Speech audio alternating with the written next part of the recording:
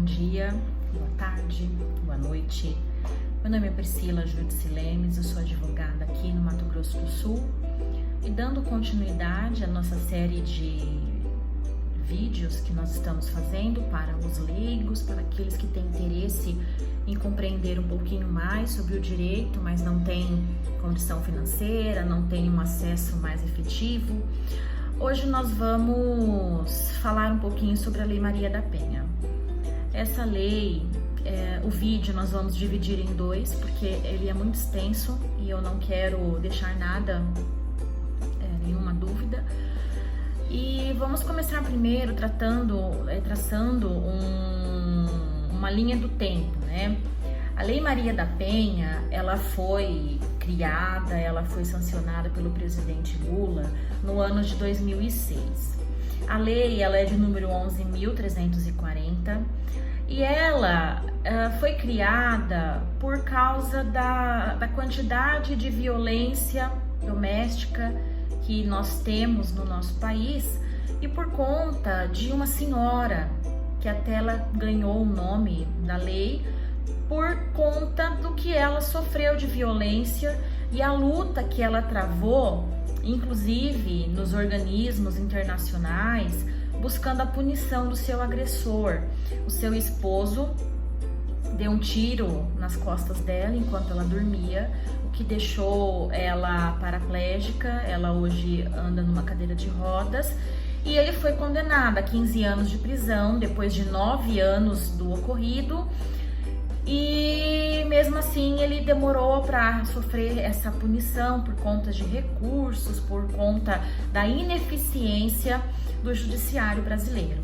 Então, em 2006, essa lei foi criada e ela é um marco histórico para que as mulheres consigam ter a punição dos seus agressores, mas ainda hoje, diante de toda a transformação legislativa, diante da sociedade que veio se modificando, as mulheres sofrem um preconceito quando elas denunciam, quando elas se dizem vítimas de violência doméstica. Existem alguns mitos, algumas palavras que as pessoas se utilizam, querendo dizer que a mulher ela está com aquele homem porque ela gosta.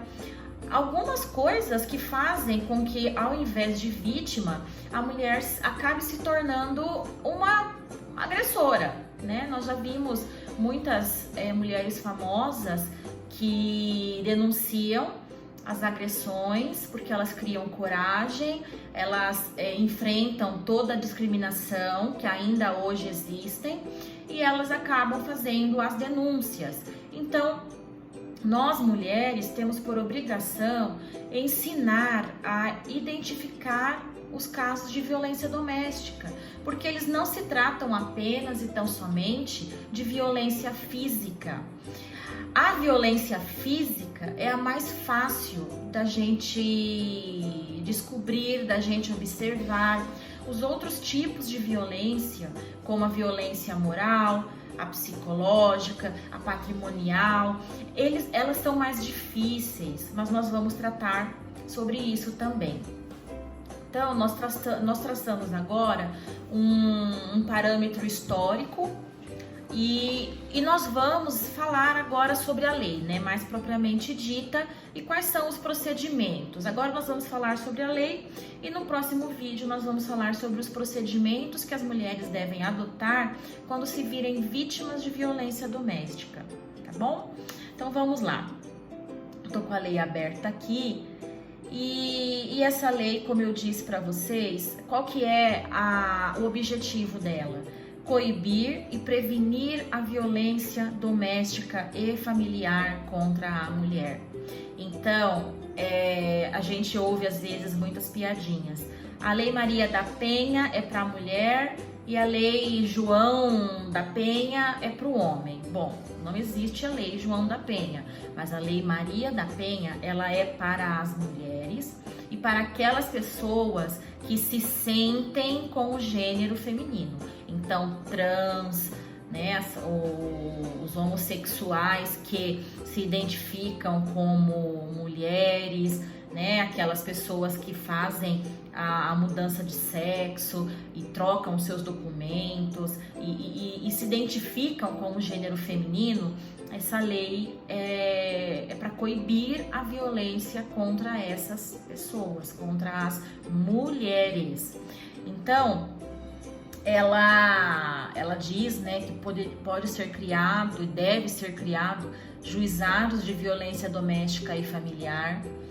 E ela estabelece medidas de assistência e proteção para as mulheres em situação de violência doméstica e familiar. E aí vocês podem falar, mas doutora, eu fui procurar uma assistência, eu fui procurar a delegacia e tive dificuldade. Sim, ainda nós mulheres enfrentamos dificuldades, enfrentamos preconceitos quando nós vamos denunciar. Normalmente, quando não há uma delegacia especializada da mulher, nós enfrentamos esses preconceitos, esses olhares, porque se for atendido, por exemplo, por homem, ele não entende, ele não nos compreende. Eles acreditam que a mulher passou por essa situação porque ela quis, ela está lhe denunciando porque ela está se vingando do homem, e muitas vezes a mulher ela não denunciou porque ela tem filho com aquele cidadão, ela tem medo, ela sabe que muitas vezes o Estado está sendo ineficiente para a sua proteção, porque nós não devemos também tampar o sol com a peneira. Nós sabemos que em alguns lugares há uma grande dificuldade em punir os agressores, mas as mulheres elas precisam denunciar, elas precisam, né, buscar a sua liberdade, porque é inconcebível a mulher viver em cárcere privado, a mulher trabalhar e ter que dar todo o seu dinheiro para o homem, né, ou para o seu companheiro, ou para a companheira, que pratica a violência doméstica. Então, isso são coisas que nós mulheres não podemos aceitar, que nós não podemos presenciar e nos calar. Nós temos as ferramentas, né, o Disque 100 e o Disque 180 para fazer as denúncias, e nós temos que nos unir. Enquanto as mulheres não se unirem, a lei vai ser inócua, a lei não vai realmente funcionar da forma que ela deveria. Então, a mulher, independentemente de classe, raça, etnia, orientação sexual, renda, cultura, nível educacional, idade, religião, goza dos direitos fundamentais inerentes à pessoa humana, assegurado-lhes a oportunidade e facilidade para viver sem violência. Então nós temos que dar um basta à violência, nós temos que entender como a lei funciona e utilizá-la a nosso favor. E aí, no artigo 7º, ele traz quais são as formas de violência. A violência física, que é aquela que todas nós sabemos, em que há uma agressão, em que há uma perturbação na integridade física ou na saúde corporal da mulher. Então é aquele homem que chega em casa e bate, espanca, chuta, dá os apertões, belisca. Isso são violência física. A violência psicológica é aquela que causa dano emocional e diminuição da autoestima. Então é aquele homem que chega e fala: sua gorda, sua feia, ninguém te quis e ninguém vai te querer. Se você me deixar, você vai ficar sozinha. Ninguém quer uma mulher gorda, barriguda, com um filho pequeno. Se não for eu, né? Se não for eu, quem será?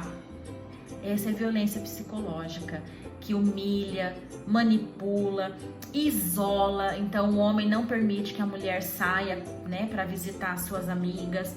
O homem não permite que ela vá ver a própria família. Ele não permite que ela vá fazer uma unha, fazer um cabelo. Ela limita, né? Tem a limitação do direito de ir e vir. E isso vai criando um problema psicológico para a mulher, porque ela vai precisar de uma psicóloga e ela acaba se autodestruindo, né? Tem mulheres que chegam em consultórios de psicólogos e tudo mais e relatam que tem vontade de se suicidar, porque não vê uma saída, se sente prisioneira, vive num cárcere privado. É uma violência silenciosa, né? O homem vai fazendo aquela violência de forma sistemática, mas devagarinho, que a mulher não vai percebendo. Quando ela vê, ela não pode colocar um vestido, ela não pode colocar um decote, ela não pode colocar um colar, ela não pode pintar as unhas, não pode colocar um brinco, não pode passar um batom, uma maquiagem, porque ele a ofende, né? Que é aí que nós vamos entrar na violência moral, né? O homem começa a caluniar, ele diz assim: você roubou o meu relógio, você roubou dinheiro da minha carteira, você é uma ladra, ele calunia com crimes, né, supostos crimes que ela teria cometido. Ou então ele difama, ele injuria, ele sai falando para as pessoas: aquela minha mulher lá é uma... fala um palavrão. Aquela minha mulher me trai. Eu saio de casa, ela coloca macho dentro de casa, ela coloca homem dentro de casa, coloca os contatinhos, todos os termos que vocês sabem melhor do que eu. E ele vai difamando a mulher, vai espalhando, injuriando, falando para as pessoas, para os amigos em comum, para a família dele, para a família da esposa. E as pessoas vão olhando a mulher com outros olhos, né? Isso daí é a calúnia, aliás, é a violência moral. Também tem, gente, a violência sexual. A mulher não quer ter relações sexuais, ela tá naqueles dias, né? Ela tá menstruada, ela não tá bem, ela tá com dor de cabeça, ou devido ao fato de já vir sofrendo as violências, né, morais e psicológicas, ela não quer, ela pegou nojo do homem, né? E aí ele fica forçando, ele fica intimidando, ele fica ameaçando e ele estupra. A mulher casada, a mulher amaziada, amigada, né, da união estável, ela pode também sofrer estupro do seu companheiro, do seu marido, da sua companheira. Então, não é somente aquela pessoa que está andando na rua e um indivíduo pega e leva para um matagal, que é o estupro, não. Dentro de casa, a mulher pode ser estuprada, que é a violência sexual. E nós também temos a violência patrimonial. Gente, é aquilo que eu tava falando, né? Imagina, a mulher trabalha e ela chega em casa com o salário e o marido fala: é meu. E ela não pode comprar nada. Ele retém, dificulta que ela tenha o dinheiro. Se ela compra um bem, ela comprou uma motinha, ela comprou uma bicicleta, ele não permite que ela use. Ele fica dizendo: é meu, é tudo meu, né? Quem nunca escutou isso? E inclusive retém documentos pessoais, né? Eu não vou te devolver a sua CNH para você não poder pilotar a tua moto, dirigir o teu carro. Eu não vou dar o documento do carro. Eu não vou te dar o seu notebook que você vai trabalhar, então eu não vou te dar. Eu vou tirar teu celular, eu vou tirar o teu tablet, a tua máquina de escrever, né? Ou qualquer coisa que seja instrumento de trabalho. E o homem faz isso. Então esses são os tipos de violência. É muito triste, né, a gente ter que falar que em pleno século XXI nós estamos aí teoricamente mais evoluídos do que na Idade das Trevas, né, na Idade Média. Entretanto, há essa necessidade de lutarmos pela nossa independência financeira, pela nossa igualdade de gênero, né? É uma grande tristeza a gente ter que precisar gravar vídeo explicando para as mulheres como é a violência doméstica, porque nós não gostaríamos que isso fosse necessário. E aí para nós finalizarmos essa primeira parte, eu gostaria de falar sobre o ciclo da violência. Bom, então, você se identificou. Você falou assim, doutora, eu estou numa violência doméstica. O meu marido, meu companheiro, ele segura, retém o meu dinheiro, né, quando eu recebo. Ele não deixa eu usar um vestido, ele não me deixa passar um batom. Mas eu quero entender mais, eu quero saber realmente se essas coisas que eu tô dizendo, se fazem parte mesmo da violência. Se não é só um ciúmes, uma bobageira, né, uma baboseira. A violência doméstica, ela tem as fases, né? Tem a fase 1, que é o aumento da tensão, a fase 2, que é o ato de violência, a fase 3, que é o arrependimento e o comportamento carinhoso, e aí volta tudo de novo para a fase 1. Então, a fase 1 é aquela em que o agressor, ele tá sempre irritado, ele tá sempre tenso, qualquer coisa faz com que ele tenha acessos de raiva, ele humilha a vítima, ele ameaça, ele destrói objetos, e aí a mulher tenta acalmar. E ele sempre fala, você que me provoca, é tudo culpa sua, eu estou assim nervoso, estressado por sua culpa. E despeja aquele monte de palavras, né? Os palavrões, as palavras de baixo calão na mulher. Essa é a primeira fase. Então ele está tenso, não mexe comigo, porque senão eu vou fazer alguma coisa. Eu sou capaz de tudo, você não me conhece. É isso que eles falam. Aí, a vítima, geralmente, ela nega isso, né? Ela começa a pensar, não, ele tá assim estressado por conta do trabalho. Não, será que eu realmente não deixei ele nervoso? E ela começa a se autoculpar. Então, a vítima acaba se transformando no psicológico num agressor. Depois vem o ato de violência, que é quando o agressor explode. Então, muitas vezes nessa fase 1 aqui, ela acaba tendo realmente uma agressão física, né, nessa fase 2. Porque ele já vinha com aquelas violências mais escondidinhas, né, que é a violência psicológica, a violência moral, ele já vinha com essa violência, mas na fase 2 é quando ele realmente explode, e é quando ele chuta, é quando ele soca, é quando ele machuca, é quando ele morde, é quando ele faz alguma coisa fisicamente contra a mulher. É a fase 2.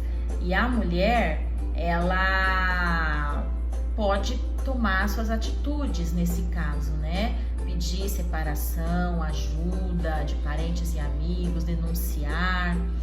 Mas aí o que acontece? Ela vai, denuncia o cidadão na delegacia, pede uma medida protetiva, e é quando vem a fase 3, que é a do arrependimento e do comportamento carinhoso. Então o cidadão percebe o que vai acontecer com ele, percebe que poderá ser preso, percebe que vai gerar um processo criminal, e ele vem atrás da vítima com bombons, flores, um vestido muito bonito, um sapato caro, uma bolsa de marca, alguma coisa que a mulher sempre quis e que ele nunca fez, nunca permitiu. E aí ele fala, olha, vai lá, tira aquela medida protetiva, vai lá, cancela aquela denúncia, vai lá, por favor, porque agora a gente tá bem, eu te amo, e se ajoelha nos pés da mulher. E realmente acaba virando uma lua de mel. Ele fica bem, nossa, aí a mulher fala, nossa, como que ele mudou, ele está um amor, é realmente uma lua de mel. E é quando volta tudo de novo. Tudo de novo. Por quê? A tensão volta. Então, o homem, ele não mudou. Ele simplesmente camuflou, botou uma pele de cordeiro, né? O lobo pôs uma pele de cordeiro e foi atrás da mulher todo arrependido, pseudo arrependido. E quando ele viu, né, que a vítima já se enredou na sua trama, é quando ele volta naquela tensão, ele vai mostrando, né, a mulher deixa um copo num lugar, ele já fica agressivo por conta daquele copo que tá ali. A mulher esqueceu de fazer o almoço na hora, porque ela estava ocupada com a criança, limpando o bumbum da criança, lavando uma roupa, e ele chega, ele já começa a pôr defeito em tudo, ele já começa a reclamar de tudo. E aí que o ciclo da violência se formou novamente. Então é um ciclo. 1, 2, 3. 1, 2, 3. E normalmente, gente, é aí que acaba acontecendo os feminicídios. Porque a mulher, ela vai ficando com nojo do homem, né? As mulheres que estiverem assistindo esse vídeo vão dar razão para mim, principalmente as que passaram pela violência doméstica. Ela vai ficando com nojo, então o homem se aproxima, ela já não quer. O homem vem fazer um agrado, ela já não quer, porque ela já está sentida, magoada, depressiva. E aí ela quer dar um basta. Mas já aconteceram vários ciclos de violência. E é nesse momento que fica mais perigoso. Se a mulher desse um basta no primeiro ciclo, a chance de acontecer um feminicídio era bem menor. Mas no terceiro, no quarto, no quinto, o homem já está completamente desequilibrado. E a mulher muito mais fragilizada. Então é quando o lobo devora a vítima. É quando o lobo deflagra um tiro, uma facada, né? Claro que existem casos em que a mulher já tomou uma atitude e o homem ainda assim continua perseguindo, o homem ainda assim comete o assassinato, né? O feminicídio. Toda regra tem exceção, né? Nós não estamos aqui querendo dizer que o homem, né, ele vá deixar de perseguir. Infelizmente, nós temos que encarar a realidade. Existem algumas situações em que a mulher precisa desaparecer. Ela precisa pegar os filhos e ir para uma outra cidade, para um outro estado, quiçá até um outro país. Porque, infelizmente, nós estamos vivendo uma época em que as mulheres estão buscando mais a sua liberdade e os homens estão ficando mais violentos. E nós não podemos desistir, né? Eu vejo pela minha atuação profissional que nós precisamos lutar cada vez mais pelo Juizado Especial de Violência Doméstica. Nós precisamos de ter delegacias especializadas de violência doméstica contra as mulheres, porque nós precisamos criar uma rede de proteção para essas mulheres, casas de apoio, né, uma rede de trabalho, para que elas consigam deixar aquele ambiente em que ela está e conseguir a sua liberdade, a sua independência financeira, o seu plus na sua autoestima.